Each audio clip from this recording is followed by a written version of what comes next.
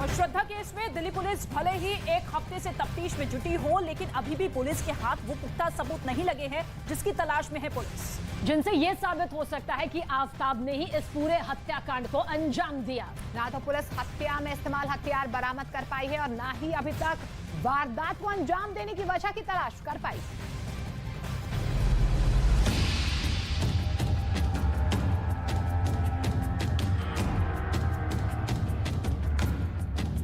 दिल्ली, उत्तराखंड, हरियाणा, हिमाचल प्रदेश, महाराष्ट्र, इन 5 राज्यों में दिल्ली पुलिस श्रद्धा के शव के 18 से 20 टुकड़े खोज रही है। जंगल से लेकर तालाब तक, होटल से दफ्तर तक और घर से लेकर गुफा तक श्रद्धा के मर्डर के सुराग तलाशे जा रहे हैं। आफताब के गुनाहों के निशान खोजे जा रहे हैं। 6 दिनों तक जंगल खोजबीन करने के बाद दिल्ली पुलिस की एक टीम दिल्ली के मैदानगढ़ी इलाके में बने तालाब पर पहुंची और सर्च ऑपरेशन चलाया।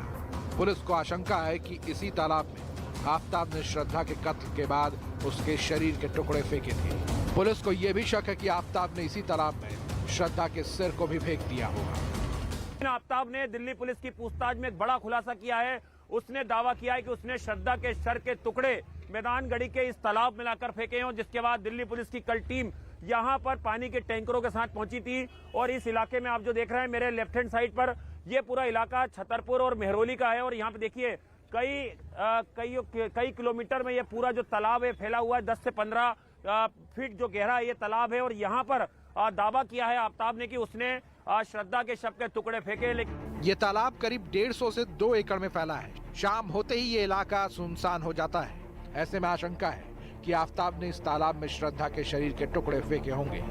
ये वो आरोपी को लेके आए थे, बता रहे हैं आफताब को यहाँ? नहीं, आज तो नहीं लेके आए, लेकिन ये गांव वाले जो हमें सुनने में आए वो कल शाम को बता रहे, कल शाम को लेके आए थे। और उन्होंने बताया कि वो श्रद्धा का कुछ जो शरीर का कुछ हिस्सा वो इसमें तालाब में डाल दिया। कितने एकड़ में फैला है? इसमें बड़ा मुश्किल 1.5-2 एकड़ में फैला हुआ है। और ये 10 से 15 फुट गहरा है पानी ये। इस तालाब में बॉडी पार्ट को डुबोने के पीछे पुलिस का शक इसलिए भी गहरा हो गया क्योंकि तालाब पर आने जाने के 3 रास्ते हैं और रास्ते में तालाब पर लाइटिंग की कोई सुविधा नहीं है।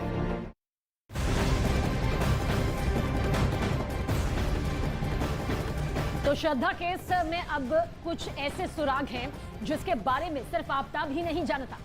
बिल्कुल, लेकिन पुलिस उससे वो सब कुछ उगलवाने में कामयाब नहीं नजर आ रही है और इसलिए अब पॉलीग्राफ टेस्ट के जरिए सच जानने की कोशिश की फिराक में।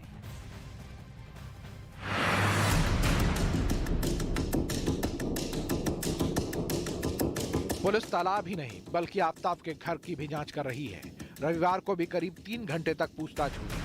आफताब से उसी के घर में पूछताछ की गई जहां उसने पूरी वारदात को अंजाम दिया था। उसके बाद उसके शव के टुकड़ों को ठिकाने लगाया था। आफताब के घर से पुलिस को फिर से कुछ सबूत हाथ लगे हैं। पुलिस की टीम ने आफताब के घर से 2 प्लास्टिक बैग रिकवर किए हैं। इन सैंपल को फोरेंसिक जांच के लिए भेज दिया गया है। आफताब का घर है और वहां पर दिल्ली पुलिस जो है वो इस समय आफताब के साथ उसी घर में मौजूद है जहां पर श्रद्धा का कत्ल किया गया था।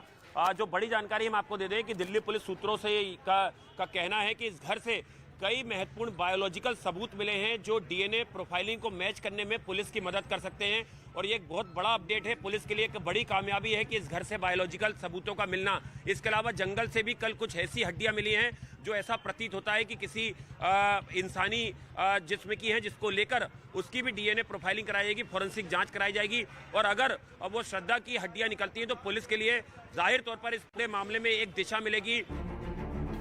छतरपुर में आफताब के घर पर करीब 3 घंटे तक पुलिस ने रिक्रिएशन भी किया और इस दौरान जितने भी सबूत मिले सबको इकट्ठा कर लिया। लेकिन अभी भी कई सवाल ऐसे हैं जो दिल्ली पुलिस के लिए पहेली बनी हुई है। अभी भी पुलिस के लिए बड़ी चुनौती है कि श्रद्धा का कत्ल किस मकसद से किया गया, श्रद्धा का कत्ल किस तारीख को किया गया और श्रद्धा के कत्ल में जो हथियार इस्तेमाल हुए थे वो हथियार आखिर किस तरह के हथियार थे।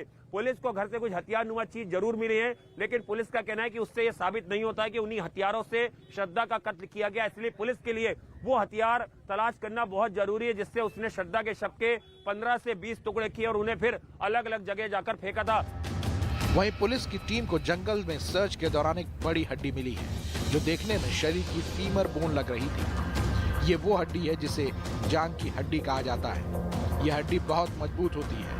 पुलिस को सर्च के दौरान रेडियस उल्ना, पैटेला हड्डियां भी मिली हैं। बड़ी बात यह भी है कि इन हड्डियों पर किसी बड़े तेज धार हथियार के कट के निशान भी मिले हैं। ऐसा भी लग रहा है कि किसी ने हड्डियों को काटने और तोड़ने की कोशिश की थी। अब जांच के बाद ही साफ हो पाएगा कि हड्डियां किसकी हैं।